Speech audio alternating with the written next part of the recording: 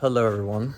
I think one of the things about being a good trainer and someone who's always trying to strive to get better is to sometimes read information that's conflicting with the things that you believe or understand to be true. Maybe there's a good reason for why this new information exists. So for me, that just happened. I have read for the longest time from people who I like a lot, who I think normally do a fantastic job sharing about studies on training volume. And there's this like law of diminishing returns relationship. Like you keep making gains, but it starts to slow down, and you're still making gains on like 10 sets a week, 15 sets a week, 20 sets a week. It gets incrementally smaller. So I'm listening to someone else who is also an exercise scientist, and he's sharing a strength chart that operates in the same way, where it's the x-axis is sets per week, and then the top is percentage gains in terms of strength. Now, if there was a direct correlation between making more muscle mass and adding more strength, you would see them both experience this slow law of diminishing returns over time. However, for the volume one, you see it go up like that, but the strength one does not do that. It goes up and then it stops and goes flat. And so he's making the point that the results that people are getting from all these more sets, that they're supposedly getting more muscle mass, is actually just more swelling. And this is really interesting to me because that did not occur to me. That did not occur to some of the best people in the fitness world that I've read. And I think it makes actually a lot of sense. So one of the things that's really interesting is, so I do chin-ups twice a week. I do 8 total sets of chin-ups. In comparison, I do like 15 sets of bench press. My bench press is great, and it's very strong, but my chin-ups are on another level than even that. My chin-ups are like world class, and it's only 8 sets a week. I've always thought to myself, I do not put a whole lot of time into this, and I have fantastic results.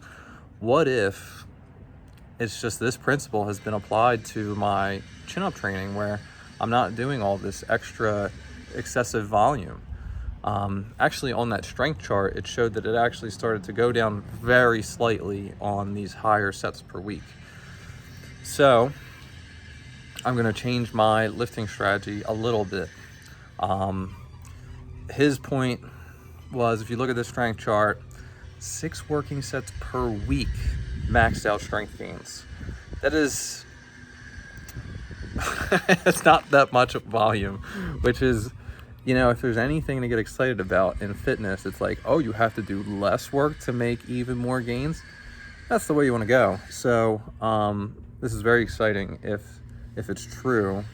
While I try and always base my evidence and am guided by these studies, I think there's a level that anecdotal results will end up proving things to be true or not true sometimes. And I think when it comes to the human body, there are physiological differences between people, where some people might be more inclined to do better with higher volume, while some people might be better on lower volume. Some might recover better than others. So there's a level of experimentation, I think, that still exists, even if the data does show that, hey, 6 sets per week maximizes strength gains, which also simultaneously maxes hypertrophic gains. So today, instead of doing 8 sets of bench press, I did 5. And on Thursday, instead of doing 11, but a lot of them are singles, so I half count the singles. I'm gonna cut that down to 8 or 7. And my strength is feeling fantastic, so I would love to see if I see a noticeable boost in my strength from cutting down on the volume. If it stays it's the same, at minimum, I'm getting the same exact results with spending less time in the gym. But I think it's just really interesting. I think this is a really cool finding, and I think it's the mark of an intelligent mind, of an intelligent trainer, of someone who's trying to maintain objective reality when they have certain opinions on topics and they're willing to see the other side and experiment and try them out. Worst case is maybe, it's not swelling. Maybe that actually does result in more gains, and maybe I'll find the right volume for me. Or I find out this is true, and maybe I save myself I don't know, an hour and a half a week from less working out, less total volume, while simultaneously making more gains. So yeah, remain open-minded.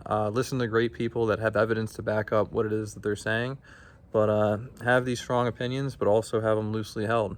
Allow other people to share opinions on topics if they can demonstrate, some level of reasoning behind why it is that they believe what they believe. Maybe you'll find out this is helpful, that this is better.